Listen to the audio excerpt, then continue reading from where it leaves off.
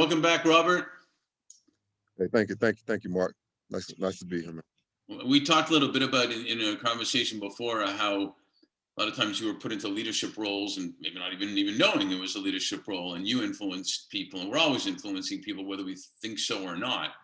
Can you share with us 2 or 3 people that have been influences in your life? Well, I would say one of the first influencers was my college football coach, Coach Andrew Faison.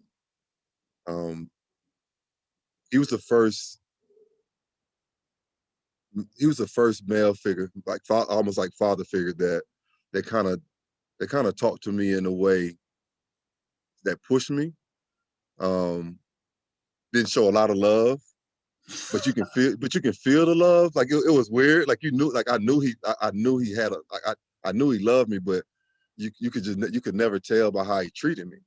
And I think it was just it was a test like throughout this whole process. But one of the first things he did was that a lot of college athletes come in and they were a star at their school and in high school, and he put me through a test and to see um, if I can handle it. And he moved me out of my position that I came in to play to put me in positions that I was getting demolished in, like along the defensive line for whatever reason. I was like, and so after one practice, like after being dragged up and down the field, um, I walked over to him. I was like, Coach, this is like during the spring training. And I was like, Coach, like what position am I going to play? And he was like, I don't know, Mackey. He's like, you're not a linebacker, son. And I was like, yeah. And I'm looking around. I'm thinking to myself, I'm the best linebacker you got out here. But and so, but that summer, like I got with some guys that I knew from the NFL, and I just I trained my butt off, man. I trained like nobody's business, and I studied. I got some tools on how to do film studying and really study the game. And so I was just a student and like just watching a ton of film, whether it's like me or games or pro players or whatever. Cause I just locked in and studied and came back, and the rest is history. I started the rest of my career and end up in the NFL. Um, but throughout that, once he saw he didn't break me, he would just do like he know how to do just subtle stuff to push me. And then we'll just sit in his office after practice and just talk for hours about like like college life and like his family and my family and things of that nature. But it still was just on a like a father son type relationship. And then after my career was over, I just surprised him and called him on the phone one day. And I surprised him and called him on the phone one day. And I was like, "What's up, Coach? This is Mackey." He's like, "What's up, stud?" I like, I was like, my whole career, I never heard anything from you calling me like, I wish I had a Mackey out here right now, boy. I'm lacking some pass rush. I'm like, Coach, you gotta be freaking kidding me, man. So Yeah, but if he would have said stud too early, yeah, if you said stud too early, I might not have been a stud. I Yeah. might not have been a stud, man. And but that's Coach Faison, man. He just a man of his word, treated everybody, like didn't treat you too bad, didn't treat you too rough. It was just like you knew where he was, you knew where he stood, and he had your back 100%. And I learned like you learn a lot from different type of motivational skills and that people bring to the table, and you can kind of parse out like what can help you when you're trying to motivate the next person. Um, Yeah.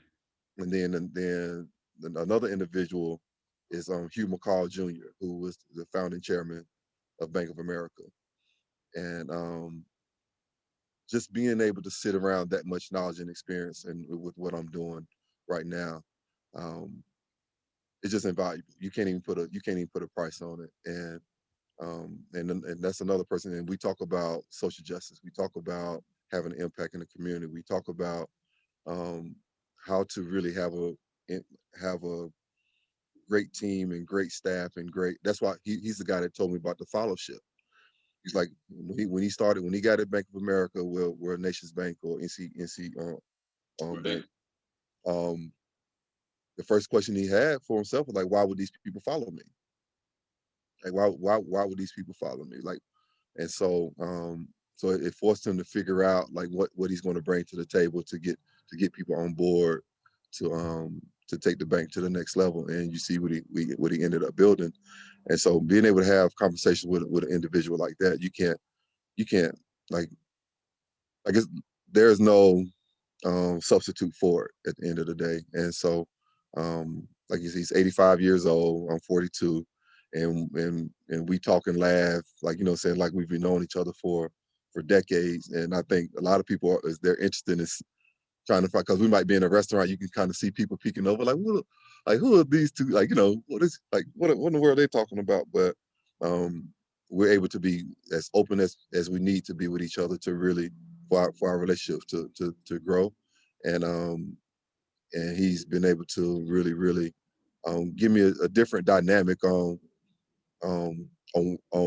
wealthy white people in the space like in America, so to speak, and and how like saying some of the biases that he had that he didn't know he had until he kind of says like would say some things and in his subconscious like you don't it's not intention I mean it's not intentional, but it just helps understanding that um people make mistakes, Right. like a slip of the tongue, and it's not to be malicious all the time. And I think we live in a society right now where people do have a slip of the tongue and it's not intentional, but we live in this culture to where they can get everything taken from them from like in an instance based Soundbite. off of like and that's unfortunate. And I wish like I wish it wasn't like that because we need allies like across the board to really move this thing forward. And some of these people really want to be allies, but we've allowed certain aspects of society to push these people out the way, and that's unfortunate, man. And so hopefully we can get back to a point to where we hear each other, and because that's what me and Mr. McCall do. Like we sit down and we hear each other. Like you mentioned that earlier, but as far as listening, like we really like we hear each other and we try to use whatever knowledge and information we get from those conversations and go back and have an impact in our space. It's so right on. It's a longer discussion, but understanding the food people eat, the cultures, the education, the family, the business, why am I thinking this way? Well, I never looked at it that way. Thanks Right. for telling me, type of thing. Yeah. And I Yeah. think it teaches us that um, we talk about leaders who care. Your coach treated you that way because he cared. He's Yes. talking to you, Macaulay, like because he cares.